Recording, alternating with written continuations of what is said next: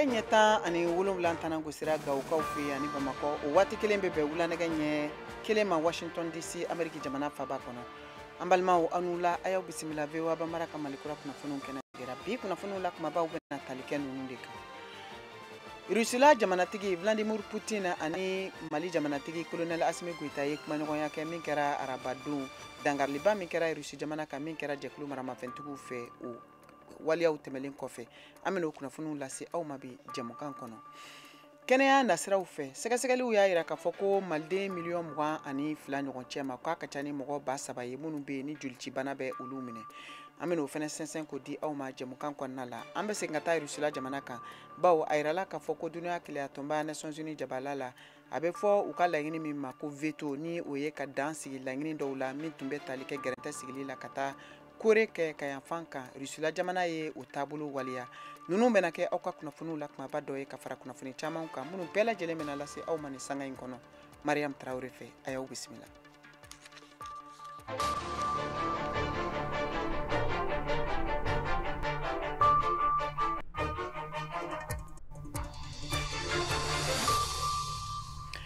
An balimaw an ka foli b'aw ye kokura dantɛ foli min na k'a lase aw ma k'a fɔ nin ye VOA Banbara ka Malikura kunnafoniw kɛnɛ sigilen ye bi juma ni o bɛ bɛn marisi kalo tile 29 san 2024 kunnafoniw bɛ ka lase Mariam Traoré fɛ aw ka kunnafoniw filɛ. Mali jamanatigi n'o ye Colonel Assimi Goïta ye ani Rusila jamanatigi Vladimir Putin ye kumaɲɔgɔnya kɛ min kɛra arabadon jadijɛkulumaw kɛlen kɔfɛ ka dankarili belebele ta ka ɲɛsin Rusi jamana ma min kɛra u ka ɲɛnajɛkɛyɔrɔba dɔ la. Kumakan minnu tɛmɛna o koɲɛ kɔnɔ Moribo Danbele b'o walawala k'o lase an ma. Rusi jamana ɲɛmɔgɔ Vladimir Putin kumana ni Mali jamana ka furancɛ fanga ɲɛmɔgɔ ye Colonel Assimi Goïta ani Congo Brazzaville jamana ɲɛmɔgɔ Denis Sassou Nguesso olu y'u ka sanga foli kɛ a ye jatigɛwale ni a ye a dɔgɔyalenba mɔgɔ 137 bɔnɛ a nin la. Ni laseli kɛra Rusi jamana ka faamayaso fɛ Kremlin. Putin ani Goïta u bɛnna kan k'a fɔ u bɛn'u bolo di ɲɔgɔn ma jatigɛwale kɛlɛliko la Kremlin ka kuma la. Colonel Assimi Goïta ye laseli kɛ bɔlɔlɔsiraw kan ko an bɛnna kan k'an ka fanga ka kolo gɛlɛya hali bi jatigɛwale kɛlɛli koɲa la. Colonel minnu ye fanga dafiri Mali kɔnɔna la san 2020 wagati la ye u sama ka bɔ Faransi ka jɛɲɔgɔnya baara la ni Mali sarasiw la jatigɛwale kɛlɛliko la k'u ɲɛsin Rusi jamana ma teri politiki ani sarasiya baarakɛɲɔgɔn siraw kan. Vladimir Putin ani Colonel Assimi Goïta u kumana fɛnɛ u se ka tɛgɛ di ɲɔgɔn ma kɛ cogoya min na yeelen koɲaw la sɛnɛko ani dugujukɔrɔ nafoloko Kremlin ka kuma la. U y'a fɔ fɛnɛ ko Rusi jamana bɛna alikama di fu alikama ani nɔgɔ ani taji di fu Mali ma Kremlin ka kuma la. Kɛnɛya nasiraw fɛ sɛgɛsɛgɛliw y'a jira k'a fɔ maliden miliyɔn 22 cɛ ma a ka ca ni mɔgɔ 3,000 ye minnu bɛɛ lajɛlen ni joli bɔnbana bɛ olu sɔrɔ min bɛ wele nanzarakan na ko hémophilie. A jirala k'a fɔ ko ni sɛgɛsɛgɛliw kɛra kɛnɛya baarakɛlaw fɛ Mali jamana kɔnɔ. VOA Banbara ka laselikɛla George Atino ka bɔ Bamakɔ. Waati dɔ la n bɛ kulonkɛ denmisɛnnin fɛ mais bololabara na sugu dɔw bɛ yen n t'o kɛ a fɔra ko n k'o kɛ ko parce que o bana min na o joglo bana don. Nin ye Burama Sise ka seereya ye hémophilie kosɔn Burama n'a tɔɲɔgɔn denmisɛnninw olu tɛ se ka tolon ani ɲɛnajɛ kɛ hali n'u b'a kɛ dan b'a la bololakaran o b'i sen bɔ a la. Hémophilie o ye jolisimi bana ye mun kɔni dɔnnen tɛ kosɛbɛ an ka jamana kɔnɔ yan Mali la. Wa bana in lakodɔnnen don mɔgɔ 30,000 la Mali bɛɛ waasa ka se ka bana in faamu ko ɲuman an bɛ taga hôpital du Mali la Misabugu kin kɔnɔ Bamako. Dɔgɔtɔrɔso in na yan Yakuba Lazare Diallo ale ye joli bana dɔnbagangana ye a bɛ ɲɛfɔli kɛ an ye hémophilie bana ani a tamaserew kan. Hémophilie ala y'a kɛ minnu gɛrɛsɛgɛ n'u joginna basi bɔnta ka ca i bɛ taa sɔrɔ joginda tɛ min bɔ yɛrɛ basi bɔnta ka ca ka tɛmɛ o kan tiɲɛna bana de don i b'a sɔrɔ den bɔrɔbɔrɔni tuma min ni a b'a daminɛ ka ŋuman dege walima ka taama dege i bɛ se k'a sɔrɔ a kolotuguda ninnu a bɛ sinsin yɔrɔ minnu kan olu bɛ funu ka d'a kan basi bɛ jigin a bɛ fɔ minnu ma ko basi bɛ bɔn kolotugudaw la ani fana ni u ye ɲin bɔn ni taara ninnu i b'a ye joli bɛ bali ka to ka bɔ ni a dɔw bɛ se ka kɛ hali usata ye ka d'a kan basi bɔnta bɛ caya kojugu balakaw musomanninw ni u ka koliw nana i bɛ taa sɔrɔ koli kɔtigɛbali bɛ se ka kɛ dɔw sata ye o bɛɛ ye taamasiyɛnw ye mun bɛ se ka mɔgɔw lasɔmi k'a fɔ ko sigana bɛ ni banabaatɔ la a ye to an ka taa sɛgɛsɛgɛ ka jateminɛ o cogo la i bɛ taa sɔrɔ ni hémophilie bɛ tiɲɛni kɛ du fɛn o fɛn kɔnɔ i bɛ taa sɔrɔ tuma caman na a dɔnbaliya de don n'o tɛ banabaatɔ minnu lakodɔnna joona n'u bɛ u ka fura sɔrɔ a cogo la u b'u ka ɲɛnamaya kɛ k'a sɔrɔ kɔlɔlɔba tɛ a la. O dɔnbaliya in o kɔlɔlɔ ka bon kosɛbɛ guwa caman kan sabula du caman bɛ bɔ a kalama tuma min na ko hémophilie bɛ u den na o b'a sɔrɔ yɛrɛ tuma caman ko den dɔ o fatura yɛrɛ ka ban bana in kosɔn. Musa Mayiga ka denbaya kɔnɔna ta kɛra ten sabula hémophilie y'ale dencɛ 2 bosi a la yanni a ka bana in lakodɔn ko ɲuman a denmuso kelen na. Bon, comme nous, même au début, on ne savait pas si c'est l'hémophilie. A daminɛ na an yɛrɛ tun t'a dɔn ko joli bana dɔn. O bana kelen de y'a to ne denkɛ 2 banna. Tuma min bana in ye n denmuso fana minɛ an y'a dɔn ko joli dɛsɛ bana in dɔn wa o waati la an ye dɔgɔtɔrɔso tagali daminɛ wa an ye san 1 kɛ marabagaw ka dɛmɛ kosɔn a tun bɛ ka furakɛ fu dɔgɔtɔrɔso la Mali la. Une prise en charge pendant 1 an. Après ça, c'est nous-mêmes qui se débrouillent. Bana in sera ka lakodɔn teliya la a denmuso mun na fo dɛmɛ sera ka lase a ma ale tɔgɔ ko Ajaratu Mayiga. Ka kuma hémophilie kan o bɛ Ajaratu miiri janya. Sanji 17 bogotigini ale ɲɛji y'a daminɛ ka jigin. Waati damadɔ tɛmɛnen a bɛ ɲɛfɔli kɛ. Depuis ne san 7 ne y'a dɔn k'a bɛ ɲɛn. A nana a daminɛ a kun bɛ to ni ne fari yɔrɔ dɔw tigɛra a daminɛna ne sen de la fɔlɔ ani ne bolo ninnu n'olu yɔrɔ dɔw tigɛra a joli tɛ sɔn ka jɔ a bɛ bɔn ka bɔn ka bɔn ka bɔn a bɛ se ka 3 semaines yɛrɛ kɛ a tɛ jɔ dɔw la yɛrɛ ne joli bɛɛ bɛ bɔn ka ban fo an bɛ taa dɔgɔtɔrɔso la ka joli kura de kɛ k'a remplacer ne tɛ kuma kɛ mɔgɔ si fɛ ne tɛ ekɔliso la dɔrɔn ne ka na banna. Ka fara o kan ni aw fana ye nin bana in tamasere dɔw ye i n'a fɔ denmisɛnnin dɔw mun joli tɛ jɔ ani fana tamasere wɛrɛw a y'aw jija ka se dɔgɔtɔrɔw ma walima ka se hémophilie kɛlɛli tɔnba Amalek ma. Georges Atino, Bamako, VOA Bambara tɔgɔ la. An bɛ taa Côte d'Ivoire jamana kan bawo u ka chrétien catholique ani ka farajɛ chrétien catholique kan olu fana ka sun daminɛna min daminɛna kabiri février kalo tile 14 san 2024 o waati fana bɛnna alisilamɛw fana ka sun ma min daminɛna marsi kalo tile 11 o y'a to Côte d'Ivoire jamanadenw caman kelen do k'u yɛrɛ minɛ min bɛ u ka taabolo kɔrɔw bɛɛ lajɛlen bali u fanfɛ ka sabu kɛ u ka bato ye ani u ka diinɛ sababu ye. VOA Bambara ka laselikɛla min bɛ Abijankaw fɛ ni a bɛ wele ko Aïchatou Kone ale ye sɛgɛsɛgɛliw kɛ o koɲɛ kan bi an k'o lamɛn.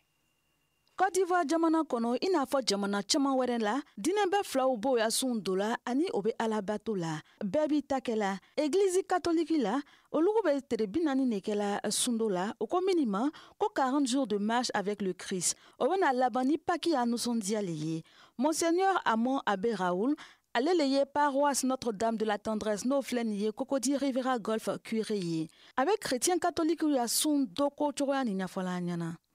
Les 3 éléments essentiels du temps de carême sont l'aumône. An ka sun sigila fɛn 3 le kan: seli, sun, sɔdaka. Seli ale ka gbɛnfɛn 3 nin na sabula seli le bɛ mɔgɔ ni sanuya. Sundonbaga kan k'a yɛrɛ mabɔ domini na ale b'a to sundonbaga bɛ gbɛlɛ a masa la. Sun wajibiyala sundonbaga ka larabalon ni jumanlon. Jumanlon ka sun sundonbaga ka k'a yɛrɛ mabɔ sogo ni dɔlɔmi kan. Ni sundonbaga farikolo tɛ se ka sun sɔmi na a bɛ se ka buru dɔɔni dom ka fanga sɔrɔ ka sun lamba. Chrétienw bɛ o ya ɲɛmɔgɔw ya ladilikanw lamɛnna a ka min fɔ o b'o o baarala ka ɲɛ. An ye Nadège Goli lamɛn ale bɛ baara kɛla impôt la fana ni chrétien bali.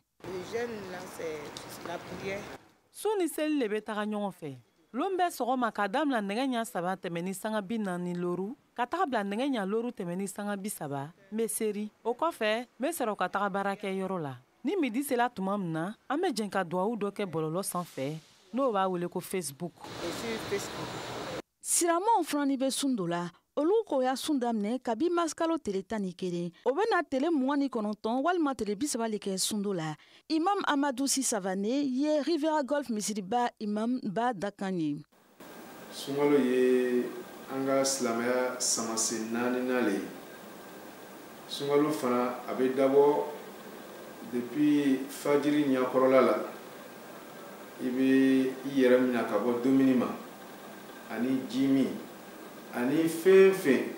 n'a bɛ se ka sun tiɲɛ o dɔ ye cɛnimusoya ye i b'a dabɔ wagati la fo ka taga se tile ben wagati ma n'ala sɔnna ni k'o kɛ ala subhanahu wa ta'ala a bɛna barajiba le d'i ma. Diinɛ bɛɛ fila ninnu bɛnna ko kelen ma o le ye ka ɲuman caya sun dɔ wagatiw la o la jamana ɲɛmɔgɔw setigiw ani kɛ yɛrɛ ye jɛnkuru olu bɛ yɛrɛla ka dɛsɛbagatɔw dɛmɛ sun dɔ kɔnɔna na. Mariam Traoré bɛ dɛsɛbagatɔ ninnu cɛma ale dɛsɛni le domini sɔrɔko la ale ni a den 7 o la a bɛ ɲumankɛlaw fo la minnu milila olugu ma sunkaro ni kɔnɔna na. Ayi ko n b'a fo ko ala kɛnɛya di a ma ala fanga se ala kɛnɛya di a ma ne yɛrɛ ko n dɛsɛra ni san gɛmɛlen ɲɛ n tɛ denmisɛnnin bɔrɔ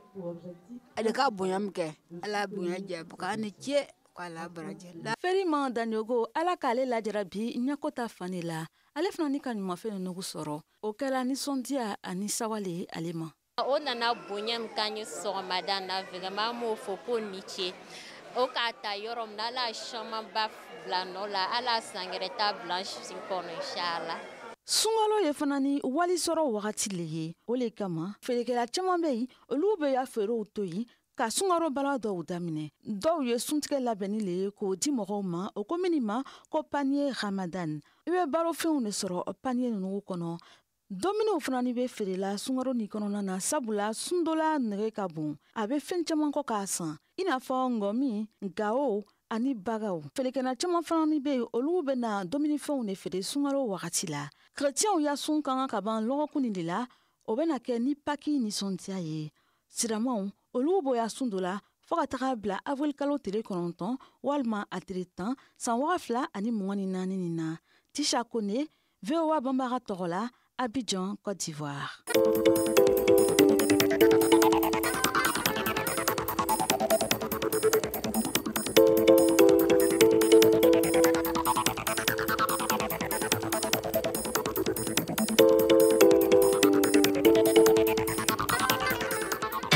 VOA Afrique ni VOA Afrique ye buna adamadenw lafiyara kunnafoni ko la. An balimaw an ka foli b'aw ye hali bi k'a lase aw ma ka fɔ nin ye an donnen VOA Bambara ka Malikura o jɛmukan tako filanan o hukumu kɔnɔna la aw bɛ se k'an sɔrɔ VOA ka radio fiɲɛsiraw bɛɛ lajɛlen ka Bamakɔ n'a lamini o ye fiɲɛ turukala 102 fiɲɛsira ye aw bɛ se k'an sɔrɔ fɛnɛ an ka bɔlɔlɔ kan n'o ye Facebook YouTube ani Instagram ye VOA Bambara. Ka tɛmɛ ni Malikura kunnafoniw ye an bɛ taa Madagascarkaw fɛ yen a yirala k'a fɔ ko sanji fiɲɛmaba min wulila u ka jamana kɔnɔna la ni a bɛ wele ko cyclone Gaman na a kɛra sababu ye ka mɔgɔ 18 ɲɔgɔn ni bɔnɛ mɔgɔ 20 ɲɔgɔn bɛ yen olu bɛɛ lajɛlen ye u sigiyɔrɔ bila jiwo talen kɔfɛ ni u ka bolofɛnw ani u ka sow ye ni kunnafoni ninnu bɛɛ lajɛlen lasera u ka jamana ɲɛmɔgɔw fɛ bi juma sɔgɔma. Turki ani États-Unis jamana b'a fɛ k'u ka teriya siraw olu lajiji ko kura o y'a to a yirala k'a fɔ ko Turki jamanatigi n'o ye Recep Tayyip Erdogan ye ale ka yan ka taama kɛ ka na États-Unis jamana kan walasa ani jamanatigi Joe Biden ka ɲɔgɔn ye min bilalen don mai kalo tile 9 na a yirala k'a fɔ nin kunnafoni ninnu bɛɛ lajɛlen ladira AFP ka kunnafoni di so la bi juma kumaɲɔgɔnya min bɛna kɛ teriya sira kura dayɛlɛlen ye jamana fila ni ɲɔgɔn cɛ gɛrɛntɛ o donnen kɔfɛ Amérique jamana ani Turki jamana cɛ min bɛ tali kɛ diɲɛ tɔnkuluba n'a bɛ wele ko OTAN olu tun kelen don ka laɲini min kɛ k'a fɔ ko Suède jamana ka don OTAN jɛkulu la min laɲini ba sigira sen kan États-Unis jamana fɛ. Ka tɛmɛ ni kunnafoniw ye Irusula jamana ye sariya kura dɔ bali min tun kan ka kɛ duniya keleya tɔnba Nations Unies jabala la ni a bɛ wele ngilɛkan na ko veto ko a tun kun kɛra walasa gɛrɛntɛ minnu ni olu sigilen don diɲɛ fɛ ka da kore kɛyanfan kan ko k'o bɛɛ lajɛlen wuli ka bɔ yen. Kayatu Traoré, VOA tɔgɔ la ka bɔ Washington.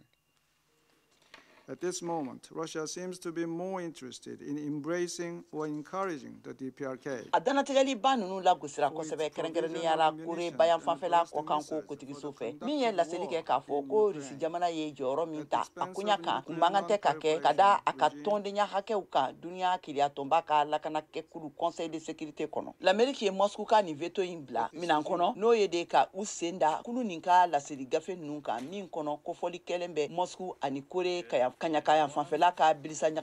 Russia's actions today have cynically undermined international peace and security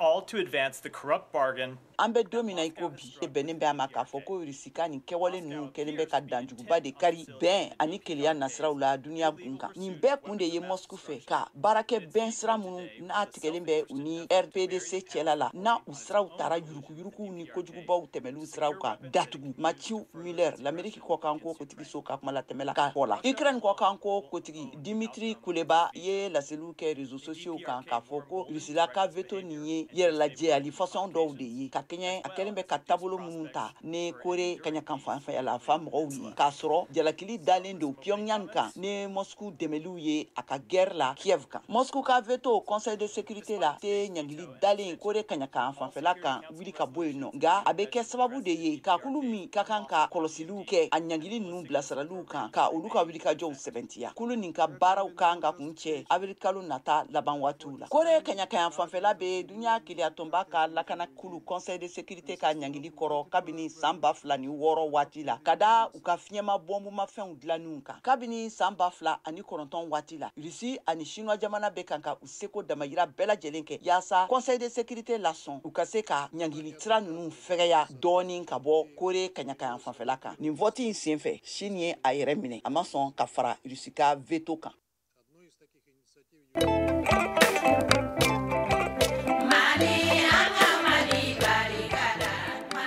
Bismillahirrahmanirrahim wa sallallahu ala sayyidina Muhammadu wa alihi wa sallam. Sheikh Usman Madana Haidara Kando ka wele da maliden bɛɛ ani diɲɛ bɛɛ fɛn min bɛ se ka diɲɛ lafiya bi ani k'an lafiya an ka duw kɔnɔ n'an ka sigidaw la bɛn de don. Mana an ka lajɛ ka ɲɔgɔn tɛgɛ minɛ ka yafa ɲɔgɔn ma fɛn minnu tɛmɛna ka Ala wele fɛn minnu bɛna Ala k'o hɛrɛ di an ma ani an kɔ bɛɛ lajɛlen ma. Fɛn o fɛn bɛ diɲɛ dilan bi bɛn de don. Ala ka bɛn sabati, Ala k'an bɛɛ bila sira ɲuman kan. Ala kira bonya kama sɔli ala rasul.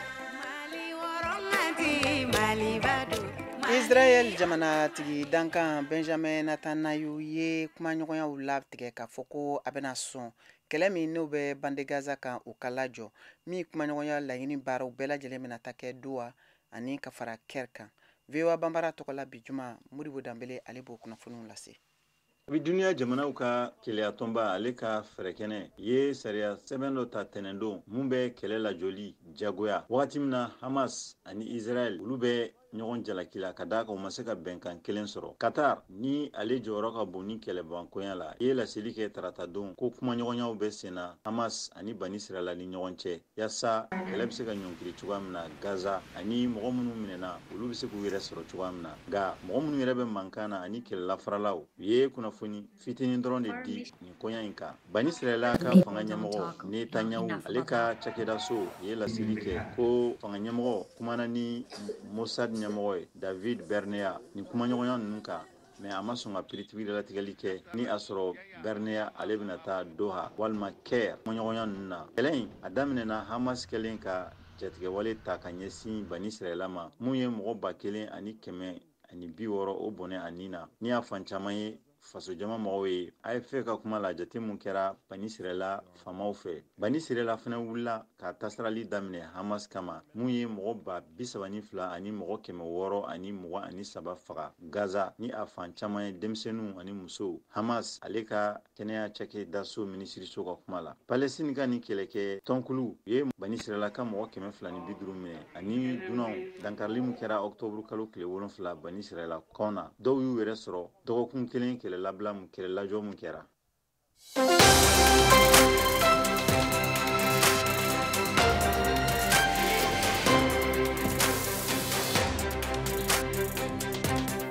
An balimaw ani yantuma politiki murutilen kura dɔ dabɔra furancɛ fanga kama san 2024 mars kalo o tile 26 kɔfɛ waati dantigɛlen min tun labɛnna fɔlɔ Mali furancɛ fanga laban kama o dabɔra ka kɛɲɛ ni sɔsɔlikɛlaw ka fɔ la jaabi suguya caman sababu fɛ politiki tɔn jɛkulu o ni sigida jɛkulu n'o ye duguden tɔnw ye baarakɛlaw ye wele bila ka sivili furancɛ fanga dɔ sigi sen kan min bɛna kɛ jamanatigi sigi kalataw nata labɛnni aw fɛla ye jumɛn yala sariya saratigɛ la danfara bɛ yen wa mun de kan ka kɛ ni minnu b'a fɛ k'u da don an ka sibiridon jɛmukan la mars kalo o tile 30 na a y'aw tulo sɔgɔ VOA Afrique la an b'a fɔ kɛnɛ kan ayiwa an balimaw nin kana fɔ kɔ dɛ. Musow tɔgɔladon o bɛ sigi VOA Bambara ka jɛmukan kɔnɔna la o kama 8 mars min ni an bɛ o kalo la n'o ye musow tɔgɔ la don kɛrɛnkɛrɛnnen ye o bɛ ɲɛnamaya san o san duniya kɛlɛ tɔnba Nations Unies jabala la New York kaw fɛ o sen fɛ Kayatu Tarawele ye Mali muso ɲɛmɔgɔba 2 sɔrɔ maa fɔlɔ o de bɛ wele ko Madame Kante Fatumata Jankunba ministriso min sigilen don musow ani denmisɛnninw ni du tɔgɔ la ale ye o ɲɛmɔgɔ ye ani fɛnɛ ka fara Dr Keita Fadima Talkan ale fɛnɛ ka baara bɛnnen don cakɛda so ma min sigilen don karogɛlɛya walew minnu bɛ ta ka ɲɛsin musolakaw ma olu bɛ se ka kɔn cogo min na ani ni maa 2 ye kuma ɲɔgɔnya kɛ Mali musow hakɛ min kan ka d'u ma ani gɛlɛya minnu bɛ musow yɛrɛ kan u ka yiriwali baaraw kɔnɔna la an ka jɛ an k'o kunnafoniw lamɛn.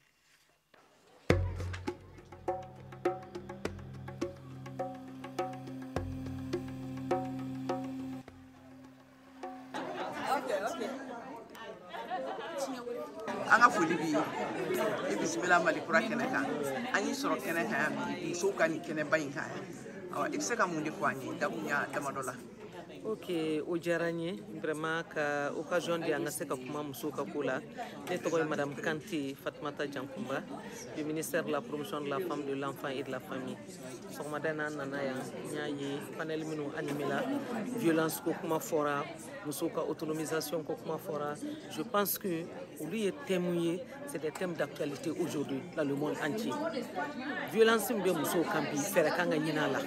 parce que ni violence bɛ muso ka autonomisation ko min bɛ ka sen na a bɛ gɛlɛya a b'u ka autonomisation freiner parce que ni violence b'i kan i tɛ se ka épanouir ni violence b'i kan i ka laɲini ye fɛn minnu ye a b'olu bɛɛ lajɛlen freiner donc ni solution sɔrɔla o la muso ka autonomisation ko a bɛ taa ɲɛ u ka autonomisation tuguni thème wɛrɛ kɛra yan n y'o apprécier ko autonomisation de la femme et beurre de karité donc ça c'est un thème très important parce que beurre de karité ye jumɛn ye o ye situlu de ye n'i y'a mɛn si tulu a bɛ daminɛ si de la si filɛ nin ye n'i ye si don ba la si den d'abord a bɛ dun a bɛ feere muso bɛ se k'o kɛ activité génératrice de revenu a kolo fana a bɛ tila ka yɛlɛma ka kɛ tulu ye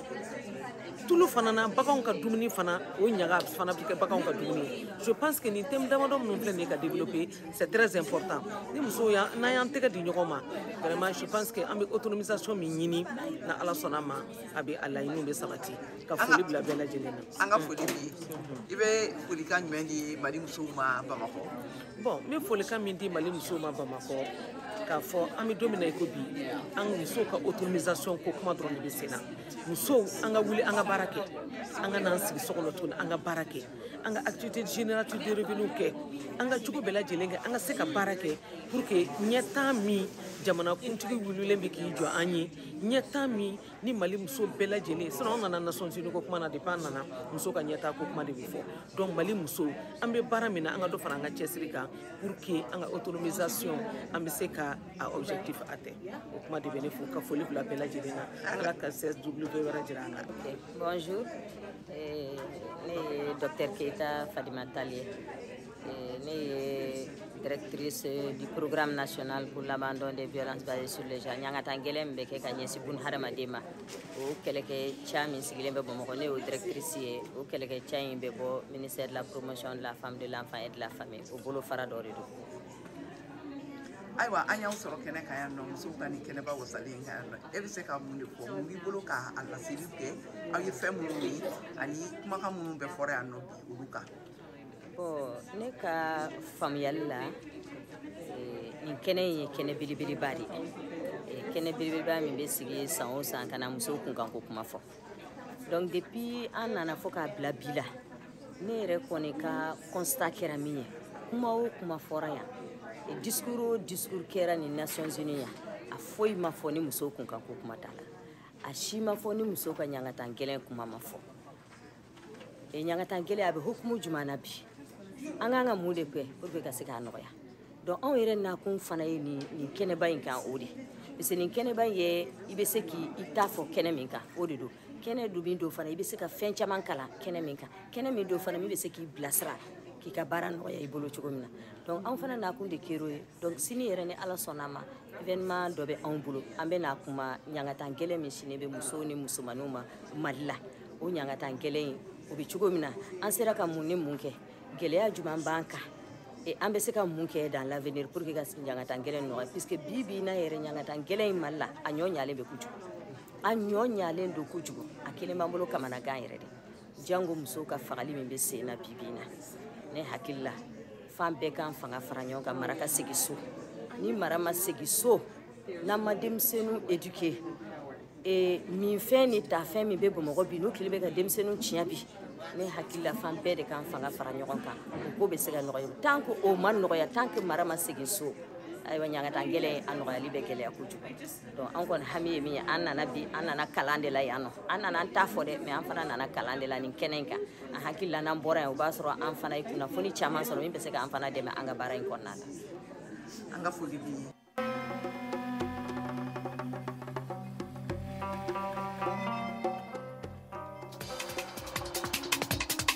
aw de bɛ kunnafoni mɔlen sɛnsɛnlen di anw ma bamanankan na VOA Afrique filɛ nin ye 102 fiɲɛ sira kan Bamako Mali la. Shaka Traore ale bɛna farikolo ɲɛnajɛ kunnafoniw lase an ma.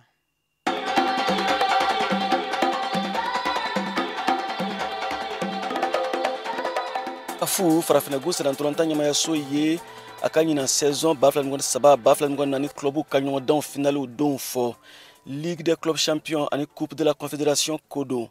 a laseli kɛra kafu yɛrɛ ka bɔlɔlɔ sanfɛ kunu alamisa marisi kalo tile 8 san 2024 na ɲɔgɔndan minnu kɔfɔlen filɛ n'o ye Ligue ani Coupe kafu final fila ye u bɛ tan tagani ka segin de la mai kalo nata la. Coupe kafu Coupe de la Confédération ko don o final tagali bɛ tan mai kalo nata tile 12 min ye kɔsegini ɲɔgɔndan ye o bɛ tan mai kalo nata tile 19 min ye Ligue final tagali ye o bɛ tan mai kalo nata tile 18 Ligue ɲɔgɔndan final kɔsegini bɛ tan mai kalo nata tile 15 hakilina jiginna Mali ka cɛbɔ bɛ Coupe kafu de la n'o ye Coupe de la Confédération ye Stade Malien de Bamako kɔni sinikɛnɛ kari marisi kalo tile 31 yɛrɛ la Stade Malien de Bamako bɛ labɛnni na ka Ghana Dreams FC kunbɛn kafu quart de finale tagali hukumu kɔnɔ a ɲɔgɔndan bɛ tan Stade du 26 mars la Bamako. Hakili jagabaw ani dusukunlami kumaw bɛ sen na Bamako jɛmanw n'o ye stade tɔgɔ wɛrɛ ye olu fan fɛ ka ɲɔgɔndan in makɔnɔ walasa ka se sɔrɔ an bɛ waati min na ko sisan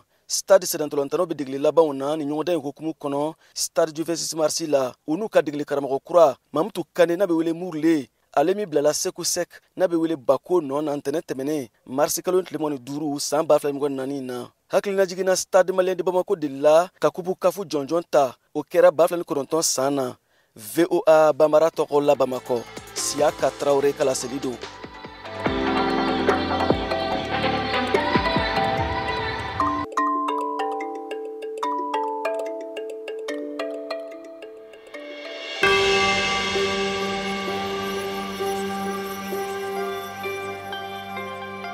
Ne Jɛnɛba Lobo Traore ka bɔ Kayi radio kɛni a bɛ dugu kunnafoni di a bɛ jamana kunnafoni di a bɛ duniya ferekɛ naani bɛɛ lajɛlen kunnafoni di ni président kumana u bɛ kuma radio la an b'a lamɛn an bɛ ministrew ka kumaw lamɛn an bɛ kuma bɛɛ information bɛɛ sɔrɔ à travers la radio.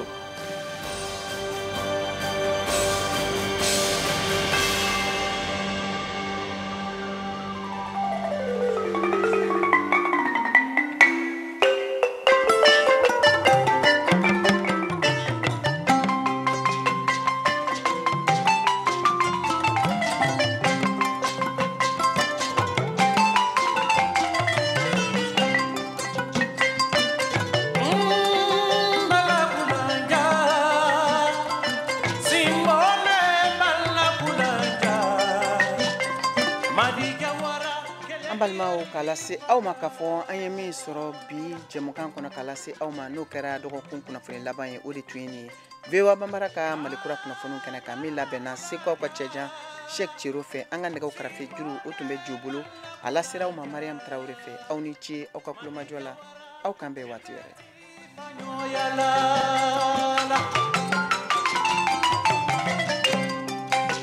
Abafo jara ye minali kɛla a y'a kɛla jamu